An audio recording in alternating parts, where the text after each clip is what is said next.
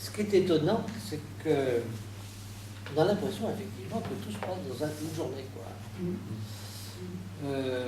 La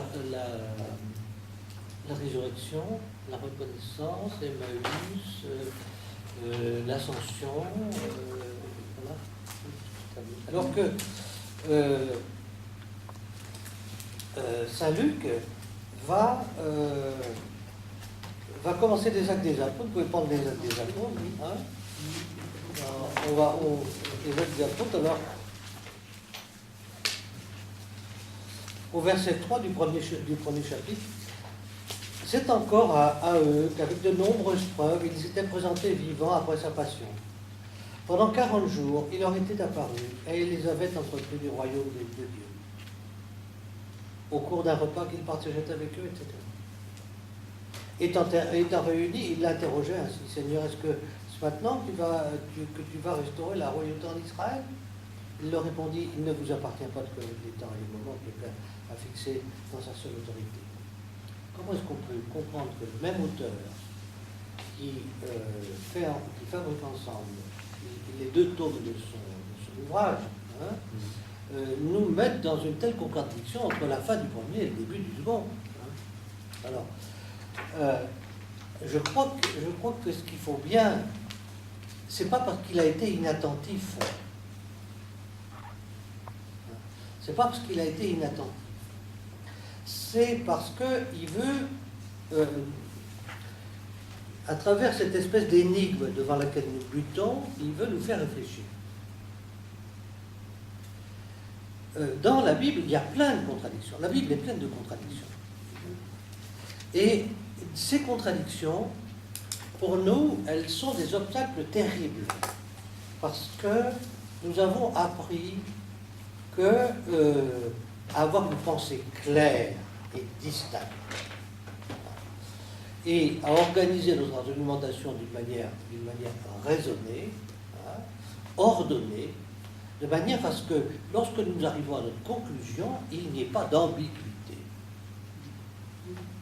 C'est ce que nous avons appris à l'école des Grecs. La Bible n'est pas écrite comme ça. La Bible est écrite avec tout ce que je viens de vous raconter, ce sont des notions abstraites. Dans la Bible, il n'y a pas de notions abstraites. Il n'y a que des choses concrètes. Les gens marchent, les gens mangent, les gens ont des émotions, les gens... les gens se déplacent, il y a des indications de lieux, etc. Hein. Et en même temps, continuellement, toutes ces notions concrètes sont mises en forme de récit. Et la Bible nous dit des choses très importantes, mais à travers des récits.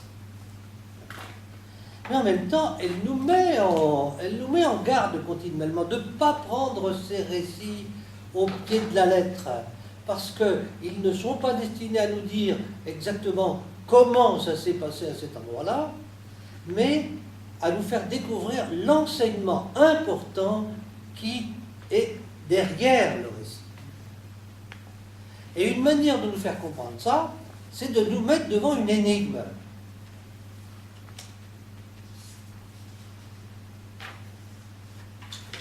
Un évangéliste nous parle d'un homme vêtu de blanc et l'autre...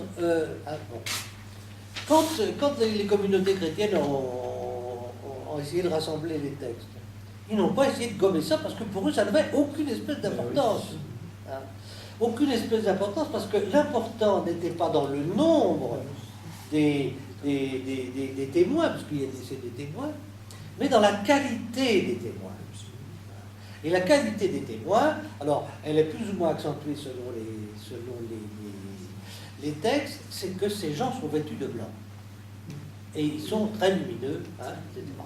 Et même, l'un des deux, je crois que c'est Saint Marc ou Saint Matthieu, je ne sais plus, non, c'est Saint Matthieu, qui dit: son aspect était comme un éclair et son vêtement blanc comme la neige. Alors, blanc comme la neige, c'est une expression consacrée, c'est exactement l'expression que les évangélistes emploient pour nous parler de la transfiguration. Hein. Donc, ce messager qui vient se présenter, il porte la marque du divin. C'est ça l'important. Et alors, il vient d'ailleurs. Il ne faut pas le confondre avec un gars qui est à côté. Marie-Madeleine, au milieu de ses pleurs, elle va confondre, mais peu à peu, elle va sortir de son monde. Et alors, pourquoi Luc, il y en a deux? Parce que probablement, dans les tribunaux, il faut deux témoins. Et donc, là, il y a une accentuation, il y a deux témoins. Le témoignage est authentique. Hein. Mais le chiffre 2 est en arrière. Ce qui est en avant, c'est la blancheur, c'est l'éclair que tout le monde peut décrypter immédiatement. Ce messager qui vient d'ailleurs, hein, qui n'est pas d'ailleurs indiqué comme un ange, un envoyé, un jeune homme, etc. Bon. Est-ce que vous voyez que...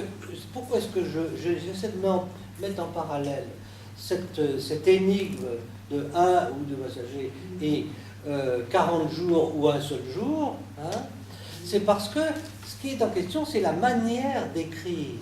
Hein. Pourquoi est-ce que Saint Luc nous contracte tout en un seul jour, depuis la Pâque jusqu'à l'ascension du Christ, parce que c'est le même mystère. C'est le même mystère. L'ascension, c'est un moment de la résurrection. Et même il y a un autre moment après, un autre moment théologique, alors qui nous est donné cette fois-ci par la finale de Saint Marc, parce que non seulement il nous est dit que Jésus monte au ciel, mais or le Seigneur, Jésus, après leur avoir parlé, fut enlevé au ciel et il s'est assis à la droite de Dieu. Est-ce que vous voyez comment le... Hein? Ah non, l'historien est obligé voilà, de... c'est ce qu'il disait, faire place. L'historien est obligé de s'asseoir et d'attendre, voilà. n'est-ce pas? Parce que, je trouve que c'est important. Ou l'historien, qu'est-ce qu'il a à sa disposition? Il a la perplexité des apôtres, il a ce travail, cette espèce de travail d'accommodation, finalement, qu'ils sont obligés de faire. Alors, je reviens à l'ascension. On voit bien que même si Saint Luc met tout dans la même journée, ils ont fait un travail d'élaboration intérieure, hein, absolument considérable. Hein. Ils ont intégré, puisqu'ils s'en vont à Jérusalem, le matin, ils étaient dans le désespoir le plus total, dans la culpabilité la plus totale, et voilà que le soir... Bon. Comment est-ce que dans une seule journée on peut faire ça? Alors, Saint Luc dit, en même temps, il nous dit, dans le même temps, le travail intérieur qu'ils ont dû faire pour accepter cette expérience est considérable, hein, et ce travail considérable, c'est un véritable apprentissage d'une nouvelle relation qu'ils ont à accepter avec le Christ. Le même, et en même temps c'est différent. Et le chiffre de l'apprentissage dans la tradition biblique, c'est 40. Moïse, c'est pareil, il a dû s'habituer, hein, 40 jours sur le Sinaï, hein, pour recevoir la loi, comprendre un peu quelque chose. Hein, 40 jours dans le désert, Jésus, etc. Hein. Alors c'est 40 ans, c'est 40 ans dans le désert aussi, 40. Hein. Donc, Saint Luc insiste sur la dimension de l'apprentissage. La chose qu'il nous dit essentielle, c'est que tout ça, on n'est pas dans l'évidence. On n'est pas dans l'évidence, on est dans l'accommodation. Leurs yeux étaient incapables de le reconnaître.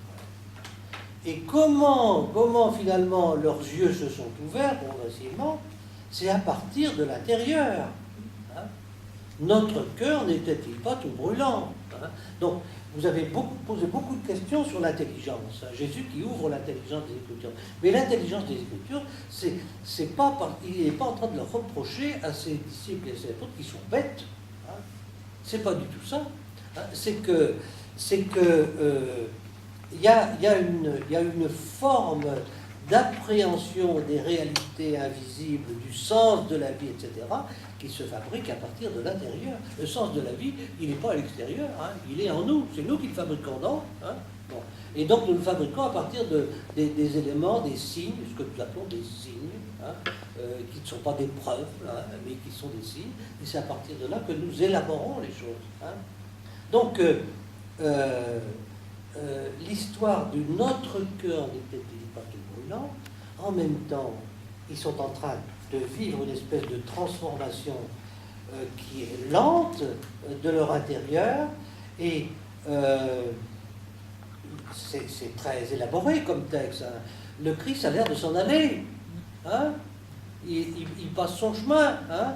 C'est libre tout ça, c'est votre décision. Hein. Est-ce que votre décision c'est de m'appeler à rester ou est-ce que je dois partir? Hein. Ils ne sont pas capables encore de le reconnaître, mais ils le supplient de rester. Hein. Vous comprenez un peu comment ça se passe? Ils sont incapables de dire les choses. Hein.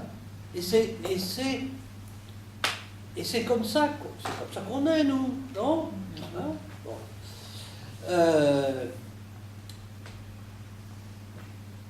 La relation amoureuse, ça ressemble un peu à ça quand même, non? On a quand même des analogies possibles dans notre vie, des choses importantes, hein, qui relèvent de la décision, où on n'a aucune preuve, mais on va s'engager parce que vraiment, tout d'un coup, on se met à comprendre, mais pas parce qu'on a arrêté d'être bête, simplement parce qu'il y a une espèce de synthèse qui est en même temps une espèce d'intuition intérieure qui nous dit « je ne me trompe pas hein ». Vous comprenez un peu ce que je veux dire? Et ça, c'est très très important.